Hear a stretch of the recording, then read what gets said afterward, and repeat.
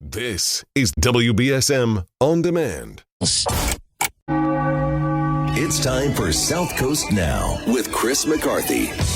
Streaming live on WBSM.com and the WBSM app. Call 508-996-0500. Text us using App Chat on the WBSM app. Now, Chris McCarthy.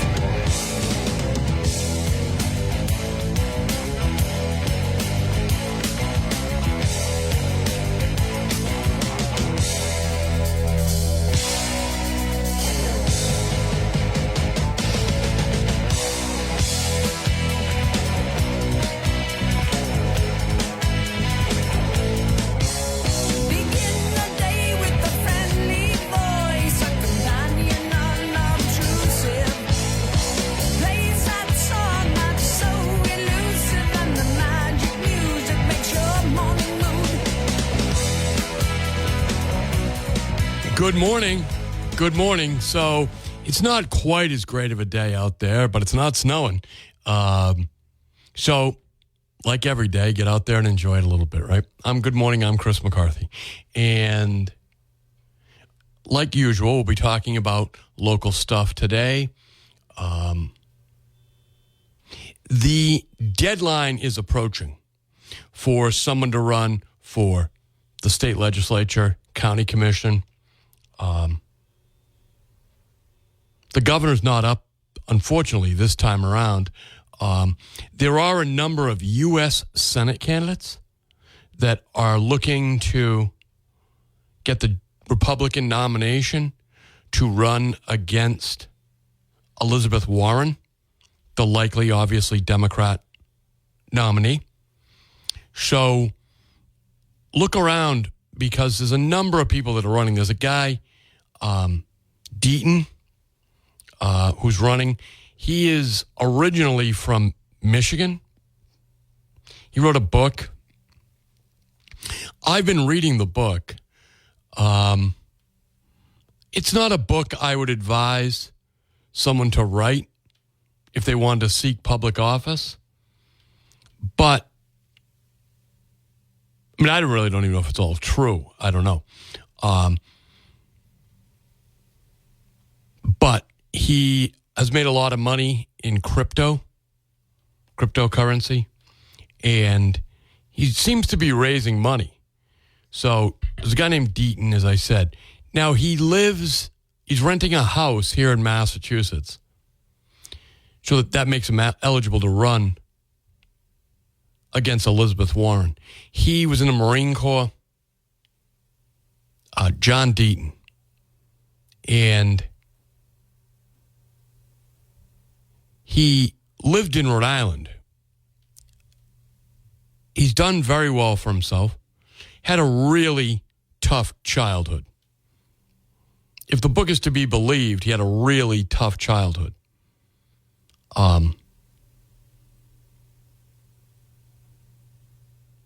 Drugs, murders, all that stuff. It's really a reads like a fantastic story. Much of it is hard to believe or hard to fathom for me because I grew up in Freetown, right? But you know that people grow up like this. So John Deaton is one candidate seeking the Republican nomination. Another gentleman, I think his name is Robert Antonelli, who seems to have Cape Cod roots, seeking the Republican nomination. So you've got U.S. Senate candidates. It doesn't look like we're going to get any congressional candidates in our two districts here within the sound of my voice. So we have Bill Keating's district. That's the Cape, New Bedford, part of Fall River. That district, it appears that the Republicans are going to, once again, not contest that district, which is really unfortunate. It's really unfortunate.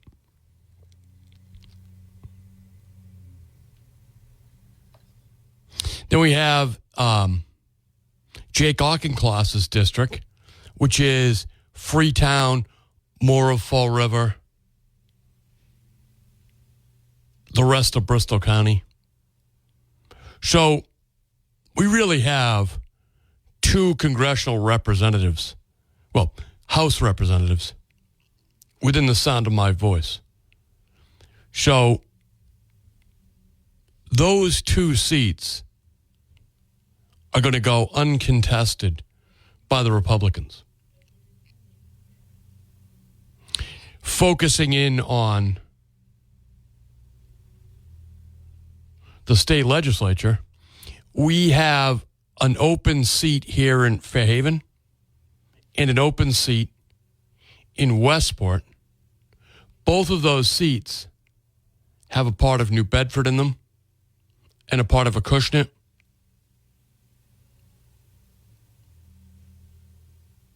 So the seat here in Fairhaven, which is Fairhaven, New Bedford, Acushnet, Mattapoisett, Marion, and Rochester, is the seat held by Bill Strauss. Now, I believe we are going to see a Republican primary. Now, the deadline for signatures is April 30th. So it's around the corner. But there's literally enough time for anybody to take the papers out, get the 150 signatures, and get them to the Secretary of State. Actually, you have to get them to town clerks first. April 30th. So what I believe is going to happen. Now, this is conditional, obviously, upon people getting enough signatures and feeling they have an opportunity to win, right? Bob McConnell, who's a friend of the program, he is the Republican state committee man. Bob is running. Now, I know that Bob has a really team effort type of attitude. I know that a couple of years ago when he ran for the same seat, he said, look, if nobody else is going to run, I'm going to run, because it's ridiculous to let people go unchallenged. I appreciate Bob's feelings on this, and I appreciate his team spirit. So Bob McConnell is out gathering signatures to represent Fairhaven, Mattapoisett, Marion, Rochester, part of Acushnet, part of New Bedford. So you have Bob McConnell seeking the Republican nomination. You also have what I believe to be a very formidable candidate, Joe Perez. Now, Joe is on the regional school committee for Old Rochester, which makes up the towns of Rochester, Mattapoisett, Marion. And he's elected out there. Joe is a family man, businessman. And Bob McConnell's a family man, too. Retired deputy sheriff. This will be, I believe, the primary. I've also heard some other names kicking around, so there could be a three-way primary. I doubt that's going to happen, but boy, that would be really interesting for the Republican nomination, right? Something you couldn't give away. Now, for the second cycle in a row in this district, we're going to have a Republican primary. I think that's great news for democracy, for the Republican Party, quite frankly, for the Democrat Party, because it'll make them work harder to keep their seat, right, to keep their votes. So I think it's a great day or a great cycle for the people of Fairhaven and Mattapoisett, Marion, Rochester, Acushnet, and New Bedford, because you're going to have a Republican primary And I believe you will have a solid Democrat candidate. Bill Strauss is not running again. I'm surprised you don't have a Democrat primary. But again, as I said, there's still 12 days to go until you have to get your papers in. It's very rare for a state representative seat to come open. Extraordinarily rare. So it would surprise me if there is not a Democrat primary. I happen to think primaries make a stronger general election candidate. No matter what party you're in. So I encourage primaries. It's a full part of the process, right? But you've still got time. The town moderator here in Fairhaven is running for state representative on the Democrat side. Mr. Sylvia. That'll be a formidable candidate, right? He's elected by the town of Fairhaven in a nonpartisan election, stands up there and runs the town meeting. That's a formidable candidate. So in that respect, maybe I'm not surprised that no other Democrat is challenging. But I guarantee there'll be a competitive general election.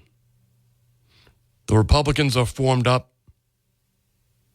They're going to have a primary, and that's good news, all right?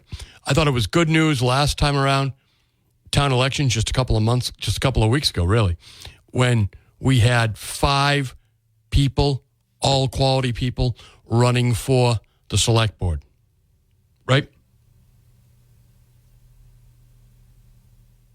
Hopefully those people who weren't successful will remain involved or get re-involved because some of them had to give up their seats. But it's really good when you have a lot of people running. Now, over in the Westport district, you just had a competitive select board race over there. 3 people running for 2 seats. That Westport district, again, these are all gerrymandered districts. You can see that. It stretches up. All of Westport picks up some of Fall River, some of Freetown, some of Acushnet, and, of course, some of New Bedford. So it's a real gerrymandered district, right? You've got 2 candidates, maybe 3 from Westport running, unenrolled and Democrats. 2 of them are on the select board. You've got Jesse St. Gelais from Acushnet, who is, again, a family man, businessman, runs his family insurance agency. He is running for that rep seat out of Acushnet. So he's running as an unenrolled. So that means anybody can help him, Republican, Democrat, unenrolled.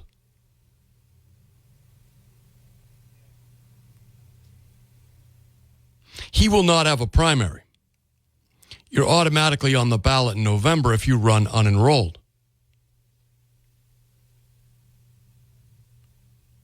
So the elections are starting to take shape here in South Coast, right? I mean, the other seat is the state Senate seat that represents Marion, Wareham, Carver, Raynham, Dighton, Berkeley, all the way down to Somerset. That is the seat. Oh, and obviously Taunton and Raynham. Middleborough as well. That is the seat currently occupied by Mark Pacheco. Senator Pacheco is retiring. as I said, it's very rare. He's been there for over 30 years, much like Bill Strauss. So it's very rare to get a retirement. It's a good job being a legislator. They vote their own pay raises, their own benefit plans, and their own schedules. It's a pretty good job. So you have what I believe will be probably a Republican primary, though it hasn't taken shape yet. But you'll also have an unenrolled candidate in that race, Jimmy DuPont. Jimmy DuPont is really a Republican, but he's a non-Trump Republican. Jimmy, I consider him a friend. I've known him for years. He was involved in the Republican Party for years. He's unenrolled, and he's running for the state Senate. Kelly Dooner, who's a city councilor in Taunton, she's running for the Republican nomination. There's a Democrat running. His name's Pacheco as well, school committee man from Rainham. So you're going to have a Senate election here on South Coast, couple of rep seats. So there's a lot going on, okay? There really is. So if you're interested as a Democrat, Republican, or unenrolled in getting involved, I say get involved, all right? There's a lot of opportunity out there. I've never seen a condition like this where you have so many Republicans and Democrats and unenrolled candidates running. So there's something out there for everybody. Look up the candidates. Hopefully they'll knock on your door. You'll take a sign. You will get involved. I can tell you that some of the best people I know today are from political campaigns that stretch back 30 years. So I would tell you that I'm not alone in that. That political campaigns, it's not quite like the Army, but it's a lot similar, right? You're thrown together with a common mission, and there's not real death, but there is tragedy and hope, okay? So it really forges a lot of bonds. So if you're looking for that, right, make new friends, expand your horizon, and maybe make this a better country. Not always. Not always. It is a worthwhile endeavor to volunteer in a political campaign or for yourself to run for office. Remember, the door is not shut. You got 12 more days to run for rep, Congress. Congress is a little hard now at this point because I think you need 1,000 signatures. But anyway, folks, I see you on hold. I do have to take a break. When we come back, I'll go right to the phones, 508-996-05. If you're a candidate for office, please do not call. It gets me into the open, the fair time, all that garbage. And I really don't want to keep track of it, so I'll just dump you, obviously, and I'll probably do it with extreme prejudice. I appreciate everybody running, but just recognize I have restrictions, responsibilities here at the program. So campaigning on the air only leads to me having to figure out my schedule, and I'm not going to want to do that. So if you're running for office, you can come on down and buy the time. We're happy to service you in that respect. But anyway, 508-996-05. Stick around. We'll be right back.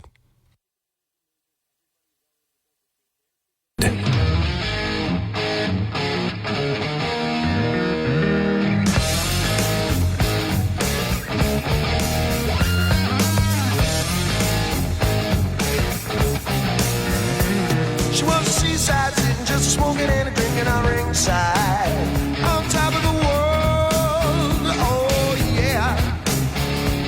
She had a drink in her hand, she had her toes in the sand, oh wow, what a beautiful girl, ah yeah. Welcome back to the program. I'm Chris McCarthy. Of course, that's Van Halen. Hey, look, if you're tired of looking at that crack in your windshield, I don't blame you. It is a very bothersome problem to have, right? But I've got a quick solution for you. It is citywideglass.net. I know many of you are busy. You don't have time to go get your windshield fixed. They've solved that. They'll come out to you. Citywide Glass, they're located in Dartmouth and Fall River. So they got 2 locations. You can call them right there to book an appointment. Or you can go right to the internet, citywideglass.net. There is no extra charge for them to come right out to you. They'll do it in your driveway. They'll do it at your office. They'll do it at your job. Wherever you'd like Citywide Glass to come, they'll go. And they will fix your windshield. All insurance is accepted. So likely this won't cost you a penny. And I know that the service is no additional charge. The mobile service from Citywide Glass is not any additional money. So take care of that problem. It's these little problems in life that start to weigh on us, right? So take care of that crack in your windshield, or maybe it's your truck slider, your sunroof, the mirror, any glass on your vehicle. Citywide Glass. Go to their website, citywideglass.net. When you give them a call, tell them Chris McCarthy told you. All right, let's go to the phones. Good morning. Thanks for holding. What's going on, Chris? You tell me. Not much. I'm out here in the free state of Florida, sucking in all the freedom before I go back to Massachusetts. And, I was listening to you earlier. You mentioned a bunch of Republicans running for Strauss's seat. Yes. Did I not catch the Democrat? Or is there no Democrat? No, there's a Democrat running as Sylvia. Mark Sylvia, he is the town moderator here in Fairhaven. He previously flirted with a run for Congress against Bill Keating. He thought better of it, and he withdrew from that election. Right. So he's had political ambitions for a while. Now he's concentrating on the State House of Representatives. So there's a Democrat, right. Yeah. Oh, okay. All right. That's what I was wondering. I was like, maybe they were trying to be sneaky and, do a last-minute drop, a week before, pull papers in and submit. Right. And get everybody caught by surprise. The other thing, there was an individual who's not a Trump Republican who's running as an independent. Yeah, that is Jim DuPont. He really caught my attention when you said that. One, you said he's not a Trump Republican, which is an electable Republican in Massachusetts. Right? As soon as you attach Trump to your name, you're done. We saw that at the governorship. You're done. So that's why. I do think that Jeff Deal had a lot more problems than Donald Trump, to be quite honest with you. But anyway, go ahead. Oh, well, yeah, you're probably very, very, very right on that. Right. But I also believe his primary opponent would have been significantly better and probably won. Yeah, I agree with you. I do agree with you. Yeah. Unfortunately, he was my pick. That's who I voted for. So, me too. Yeah. DuPont. Tell me more about him and where he's running, because he's really intriguing to me. Even though I probably can't vote for him, he's probably somebody that I would support, either going to his events and stuff. Because so Jim DuPont. Yeah, go ahead. No. I was like his positions on different issues in regards to, like, obviously Second Amendment, but where his position is on the current situation with the budget and the migrants. So I would say to you, I can't give you much information on his positions. I will tell you this about him generally. So Jimmy DuPont has been a Republican for as long as I've been alive, really. Longer, I would imagine, actually longer. So Jim is an athlete. He's on the Rainham School Committee. He's bicycling around the district. He has been on the Republican State Committee here in Massachusetts going back decades, all right? He was around for Weld, helped elect Weld, helped elect Cellucci. So he's been around for a long time, Jim DuPont. He's as I said, a school committee member in Rainham. He is running in the district for the state senate that is, for instance, Wareham, Marion, Carver, Middleborough, Taunton, Rainham, Somerset, Berkeley, Dighton. It's a very Republican-leaning district. I can't tell you how he's on the specific issues. Is there a reason why he's running as an independent? Yeah, because he knows he can't win the nomination as a non-Trump aligned Republican. He feels that he can't And I have some disagreements with him on this. I told him he'd be better off, but it is what it is. This is where he's at. He's running unenrolled. Okay, now the seat is currently held by a Republican. Democrat. Oh, okay. It's Mark Pacheco. So it would be, oh, Jesus. Yeah. All right. Yeah. So I think he has a great shot, especially and the Republican is out there. The Republican, I believe I think there may end up being a primary, but we got 12 days. It is Kelly Dooner. She's on the Taunton City Council, and she ran for rep in a different district and lost. I think she's the president of the Taunton City Council. She is running as a Republican in that district for the Republican nomination. There is a Democrat also named Pacheco, who's a school committee member maybe in Taunton or Rainham. He's running as well for the Democrat nomination, but I think there's another Democrat, I just don't know his name, running in that race. So you're going to have you'll have probably a three-way race in November in that district. Okay. And then I think obviously a big help will be the mayor of Taunton. I think that will help any endorsement from her, help from her will help whoever. Well, she's close to Kelly Dooner, very close to Dooner. Yeah, so I think, unfortunately, it'll be an uphill battle for the independent, but it always is, Chris. Always. You know, the two-party system is put such a monopoly on our politics that an independent individual will never break through until, we allow or make changes to how we elect people. But people like even all the way up to the top, RFK doesn't have a shot in hell. But he's going to take 20-30%. I can guarantee you that. And I think this will speak well. I think the best chance for an independent win would be in Massachusetts if the other candidates are, far left. And then obviously you have your Trump Republicans. I think in Massachusetts, that's your best bet is to get an independent in there if you have the two extremes that are running. Here's the thing. No one runs as a Trump Republican. I mean, in other words, if you're voting for a member of the state legislature because of who they support for president, you just don't even understand federalism. Nobody should consider Joe Biden or Donald Trump when they vote for their state rep or their state senator. It is not, they don't work together, okay? They don't work together. What you should consider is who the governor is, what the governor's policies are, and then select who your legislative candidate is. In other words, there is no Trump ticket for the Republican Party any more than there is a Biden ticket for the state party, right? The state legislature does not work with the President of the United States. That's not how the government works. Now, I recognize that there are confused people out there, low information voters, whatnot, and I get this, what this caller is doing is he's just explaining it from the perspective of how some people vote. I know he understands what I'm saying. But my point being is that what you have to do is look at the governor's policies and who is going to go up there and either support her policies or oppose her policies. And who will have the opportunity to pick and choose, right? Senator Montigny has earned his ability in the state Senate to pick and choose. Chris Markey kind of came that way to the job.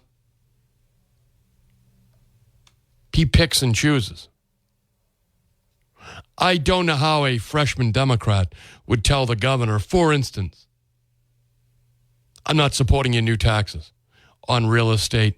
I'm not supporting your new taxes on automobiles. I'm not supporting your new taxes on consumers, hotel, restaurants. I don't think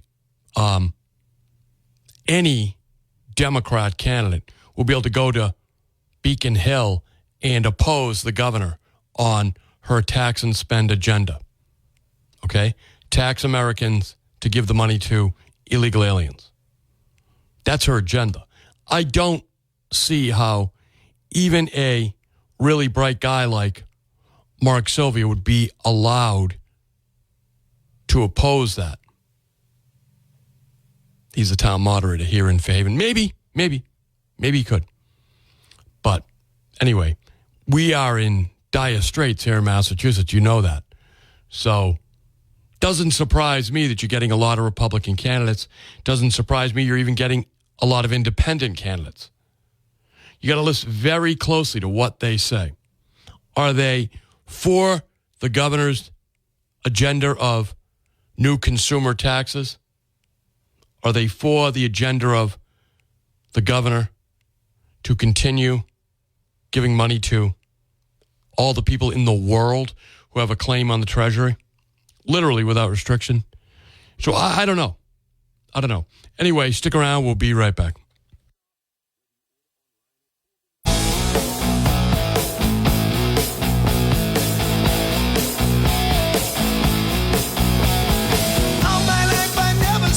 Worry about a thing. Open up and shout it out. Never try to sing. Wondering if I've done it wrong. Will this depression last for long? Won't you tell me where have all the good times gone? Where have all the good times gone? Where have all the Welcome back to the program. I'm Chris McCarthy, and you are the audience. You can reach me at 508-996-0500. We had it was eventful for the fact that it was uneventful. That is the Appointments and Briefings Committee hearing the other night in the City Council. So for months, we have heard about all the city councilors who opposed the NIP ban. It's millions of dollars out of the economy. It is jobs. It is economic freedom, consumer freedom. It was a major rallying point, right? Some city councilors were really on the forefront of the argument. And I really don't know what happened. It's like, in some respects, they're either afraid of conflict, but the other night, you had a committee meeting. Now recognize it is school vacation. So you had some city councils that had conflicts with either their vacation time with their family, or there were other meetings that week as well. So there were other meetings that night. Maria Giesta, obviously her mom died, and that's really sad. And I think most of us, not if, God forbid, if you still have it coming, it's never easy, all right? So I think we all recognize Maria Giesta's certain circumstances. Unfortunately, most of us have been through that already. If not, we have it coming. So you certainly give her a pass. It's part of life, right? Death is part of life. So that meeting, there weren't as many people as many counselors at the appointments in briefing hearing the other night. Sonny Almeida, who's been on the licensing board for 15 years, started with Scott Lang, carried through with Mayor John Mitchell. By all accounts, a nice guy, former member of the police department.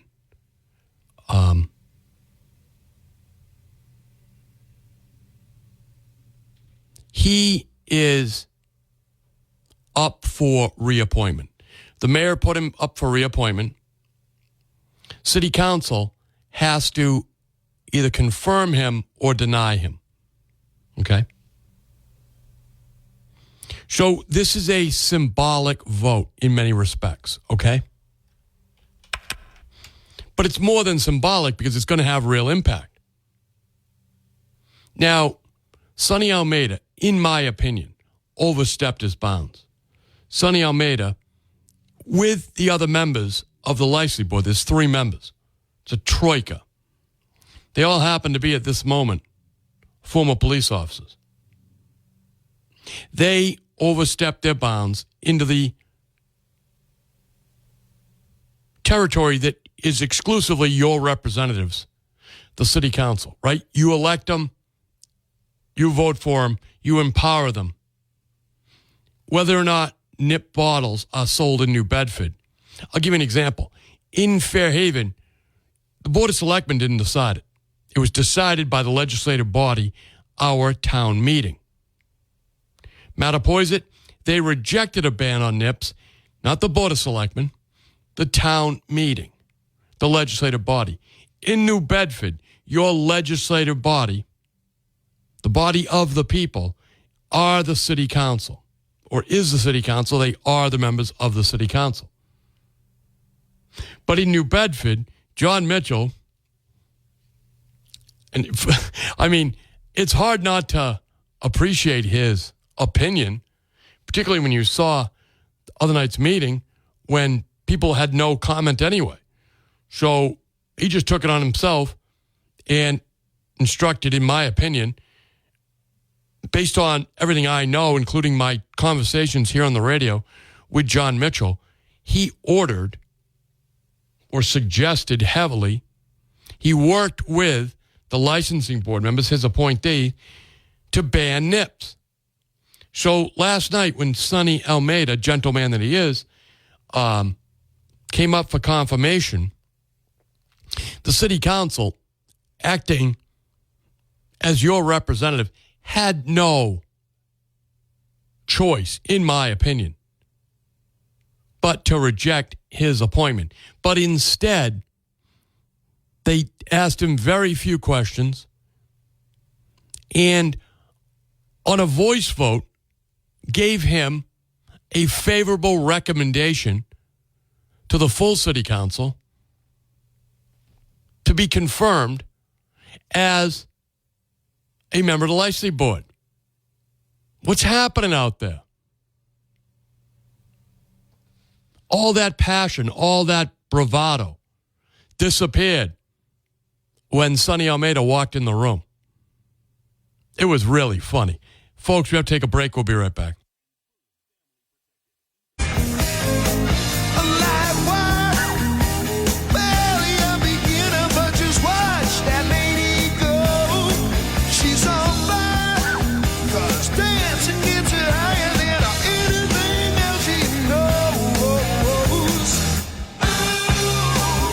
Welcome back to the program. I'm Chris McCarthy, and talking about the New Bedford City Council meeting that really wasn't, basically. You had Sonny Almeida. He walks in the room, right? And all the bravado gone. It was an amazing, amazing display. Now, here's the thing, folks. I'm going to invite those city councilors, particularly the ones that were so opposed to Sonny Almeida, to come on in and explain their position, why they didn't ask any questions. We'll talk more about it in the next hour. I don't know how many of them will show up. Really, I don't. Leo Choquette came in. Again, I think you kind of got to give Leo a little bit of a pass on this one, just because he's brand new, and there was no veteran colleagues that stepped up to do anything. Doesn't really excuse Leo, but I guess it was a learning experience for him that you got to act on your own. I think Leo understands. He told us yesterday that he understands that maybe what he was counting on wasn't going to happen. Whatever. But this